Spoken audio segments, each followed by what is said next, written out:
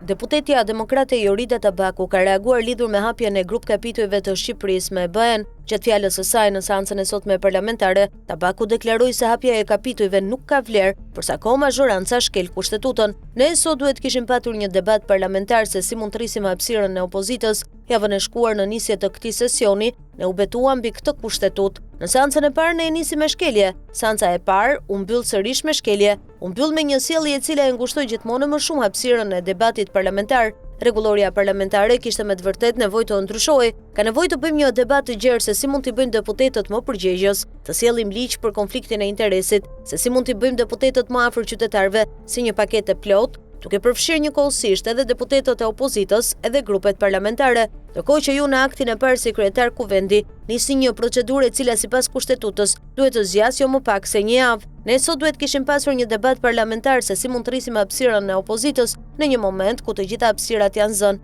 janë uzurpuar nga mazhoranca dhe jo të bëjmë hapa pas. Struktura e re e komisioneve nuk reflekton as procesin e integrimit, nuk reflekton as përfaqësimin më të mirë dhe nuk reflekton njëkohësisht as prioritetet që ka sot Shqipëria. Është e panevojshme kjo që po bëni, po e nisni sesionin parlamentar legjislaturën detyrën tuaj, duke shkelur me dy këmbë rregullat e përbashkëta që duhet mazhoranca dhe opozita të jenë dakord. Dhe nga ana tjetër, mburreni për procesin e integrimit. Procesi i integrimit është gjithëpërfshirje, është dakordsi, zbatimi i rregullave. Çfarë vlerë ka sa kapituj hapen e mbyllen kur ti shkel kushtetutën? Parlamenti sot nuk reflekton vullnetin e shqiptarëve. Ju si kryetari i kuvendit duhet jeni simboli i unitetit dhe i debatit në këtë parlament, u shpreh Tabaku.